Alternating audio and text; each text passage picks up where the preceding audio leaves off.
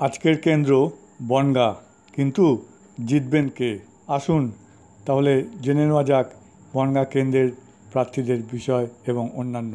লোকসভা ভোটের সমস্ত আপডেট পেতে আমাদের চ্যানেলটি সাবস্ক্রাইব করুন এবং সঙ্গে বেল আইকনটি টিপে দিন। তাহলে আপনি অটোমেটিক্যালি নোটিফিকেশান পেয়ে যাবেন সবার আগে। আমরা প্রচার করার চেষ্টা করব। আপনাদের সকলের কাছে একটি অনুরোধ, আপনারা শান্তি শৃঙ্খলা বজায় রাখুন এবং শান্তিতে ভোট দিন। ধন্যবাদ। বনগাঁ কেন্দ্রে মমতা বালা ঠাকুর তৃণমূলের এবং শান্তনু ঠাকুর বিজেপির, এদের দুজনের মধ্যেই লড়াইটা হবে। তাই বাকিদের সম্বন্ধে আর বিশেষ কিছু বলার নেই, কেননা তাতে শুধু শুধু আপনাদের মূল্যবান সময়ই নষ্ট হবে। বনগাঁ কেন্দ্রটি বাংলাদেশের লাগোয়া এবং এখানকার যে সম্প্রদায় তারা সাধারণত নমশূদ্র। একসময় তারা বাংলাদেশের ফরিদপুরে থাকতেন, দেশভাগের পর এখানে চলে আসেন। এরা মতুয়া সম্প্রদায়ের লোক। এবার আসি প্রার্থী সম্পর্কে। প্রথমেই বলি মমতা বালা ঠাকুরের কথা। মমতা বালা ঠাকুর এই কেন্দ্র থেকেই গতবারও বিজয়ী হয়েছিলেন, তবে সাংসদ হয়েও তিনি এলাকার জন্য খুব একটা কিছু তেমন করে উঠতে পারেননি বলেই অভিযোগ। এখানে এনআরসি সমস্যা একটা রয়েছে।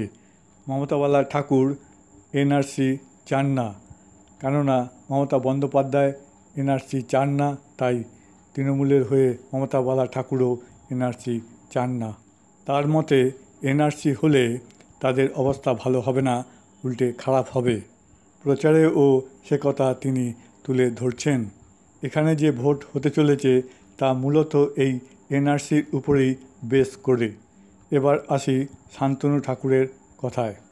শান্তনু ঠাকুর মনে করেন যে এনআরসি হলে মতুয়াদের ভালো হবে। কিছুদিন আগে মতুয়া সম্প্রদায়ের বড়মা অর্থাৎ বীণাপাণি দেবীর একটি চিঠি তিনি সবার সামনে এনেছিলেন এবং দাবি করেছিলেন চিঠিটি বীণাপাণি দেবীর লেখা। প্রধানমন্ত্রী নরেন্দ্র মোদী মতুয়াদের নাগরিকত্ব দিতে চেয়েছিলেন, কিন্তু মমতা বন্দ্যোপাধ্যায় তা মানেননি। শান্তনু ঠাকুরের দাবি, বীণাপাণি দেবী মমতা বন্দ্যোপাধ্যায়কে অনুরোধ করেছেন প্রধানমন্ত্রী নরেন্দ্র মোদীর কথা মেনে নিতে। যদিও মমতা বালা ঠাকুর এই চিঠি প্রসঙ্গে বলেছেন যে এটি বীণাপাণি দেবীর লেখা নয়।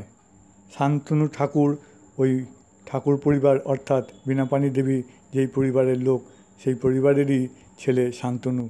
সুতরাং বলা যায় যে পরিবারের মধ্যেই এবার লড়াইটা হচ্ছে।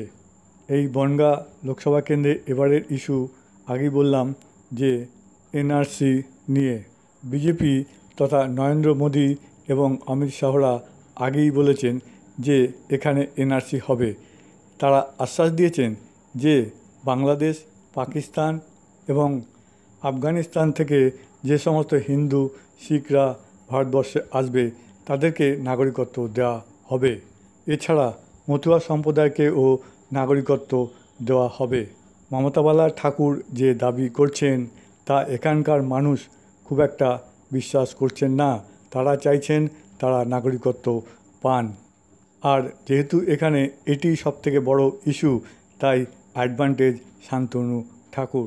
মমতা বালা দেবীও হয়তো চান, কিন্তু যেহেতু তৃণমূলের এটি ঘোষিত অবস্থান তাই তিনি এটাই প্রচার করছেন। অন্যদিকে শান্তনু ঠাকুরের একটি বড় অ্যাডভান্টেজ হলো তিনি চান যে মতুয়ারা নাগরিকত্ব পান।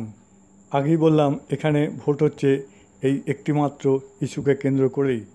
সমস্ত দিক বিচার করে এবং বিশ্লেষণ করে আর সমীক্ষায় যা উঠে আসছে তা হলো এই কেন্দ্রে এবার হাড্ডাহাড্ডি লড়াই হতে চলেছে মমতা বালা ঠাকুর এবং শান্তনু ঠাকুরের মধ্যে। শেষ হাসি কে হাসবেন তা বোঝা যাবে 23 মে। তবে এখনকার বিচার বিশ্লেষণ, পর্যবেক্ষণ এবং সমীক্ষায় যা উঠে এসেছে তাতে দেখা যাচ্ছে যে এই কেন্দ্র থেকে সম্ভাব্য বিজয়ী প্রার্থীর নাম শান্তনু ঠাকুর।